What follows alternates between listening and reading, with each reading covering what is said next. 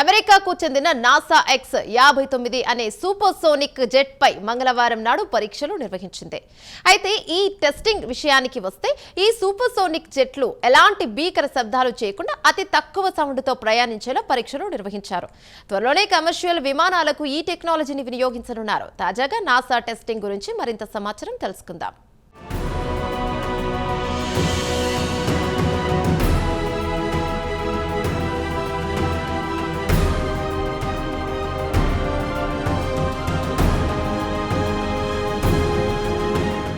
ఏదైనా వాహనం, అది రైలు కానీ లేదా బస్సు కానీ విమానం కానీ ప్రయాణించాలంటే భీకరమైన శబ్దాలు చేసుకుంటూ వెళ్లాల్సిందే. దానికి కారణం వాహనం ఎంత శక్తితో బండిని లాగితే అంత సౌండ్ విడుదలవుతుంది.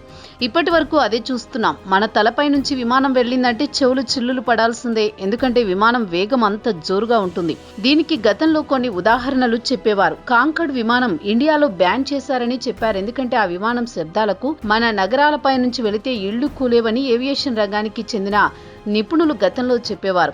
మరి కాలం గడిచే కొద్దీ కొత్త పరిశోధనలు రావడం, ఏవియేషన్ రంగంలో కూడా పెనుమార్పులు గమనిస్తున్నాం. ఇక తాజాగా నాసా కూడా దీనిపై పరిశోధనలు ప్రారంభించింది. గత మంగళవారం X-59 సూపర్సోనిక్ జెట్ ను కాలిఫోర్నియాలో పరీక్షలు నిర్వహించింది. అయితే ఈ పరీక్షల విషయానికొస్తే ఈ ఎక్స్పెరిమెంట్ ఎయిర్ క్రాఫ్ట్ ను ఎలాంటి భయంకరమైన శబ్దాలు కాకుండా నిశ్శబ్దంగా ప్రయాణించేలా టెస్ట్ చేశారు. నాసా ప్రయోగం విజయవంతమైంది. దీంతో భవిష్యత్తులో వాణిజ్య విమానాలు కూడా ఈ టెక్నాలజీ వినియోగించనున్నారు.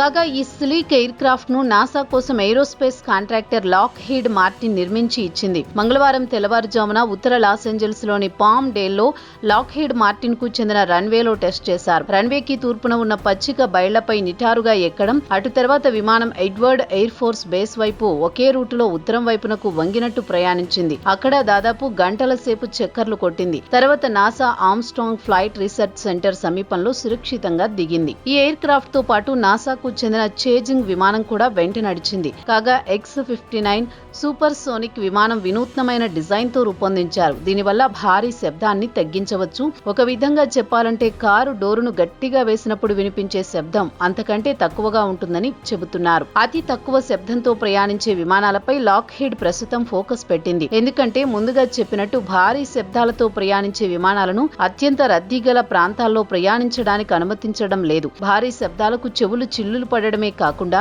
ఇళ్లకు పగుళ్లు ఏర్పడే ప్రమాదం ఉంది. అందుకే పలు దేశాల్లో భారీ శబ్దాలతో ప్రయాణించే విమానాలను అనుమతించడం లేదు. దీంతో సూపర్ సోనిక్ కమర్షియల్ ఫ్లైట్స్ కు ఇబ్బందులు ఏర్పడుతున్నాయి. దీంతో రంగంలోకి దిగిన నాసా ఈ అడ్డంకులను అధిగమించడానికి పలు పరిశోధనలు చేసింది.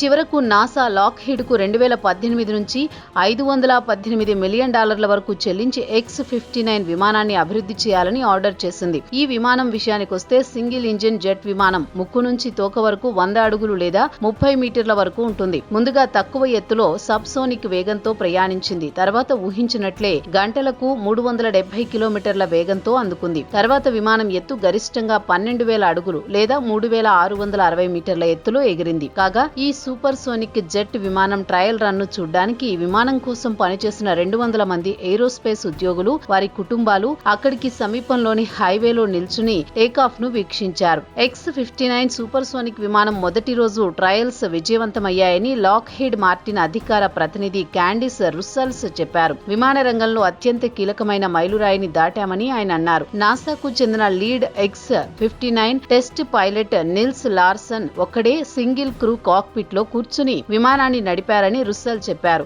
అయితే మరో విమానం 55,000 అడుగుల ఎత్తులో గంటకు 925 కిలోమీటర్ల వేగం లేదా మాచ్ 1.4 స్పీడ్ తో దూసుకుపోయే విమానాలను తయారు చేయనున్నారు. వినూత్నమైన ఈ విమానం తయారు చేయడానికి సహకరించిన నిపుణుల బృందం తాము కూడా చేతులు కలిపినందుకు తమకు గర్వంగా ఉందని Lockheed Martin Skunk Works vice president general manager Sanchez ప్రకటనలో తెలిపారు.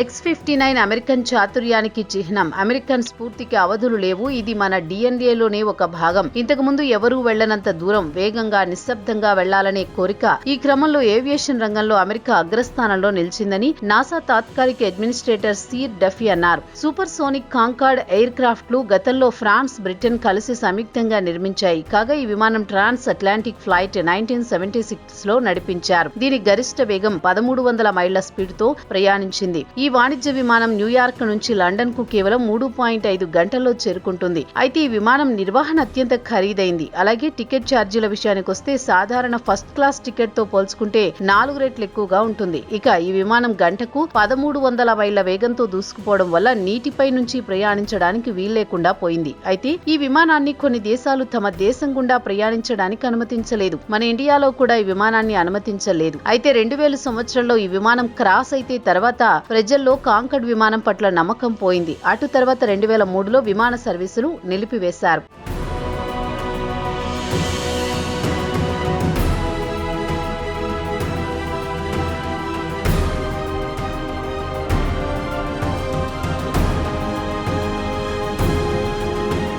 ఇక నాసా తాజా X-59 టెస్ట్ రన్ విజయవంతం కావడంతో రాబోయే సంవత్సరాల్లో అమెరికాలోని పలు నగరాల్లో నిశ్శబ్ద విమానాలు రన్ చేయాలనే ఆలోచనలో ఉంది.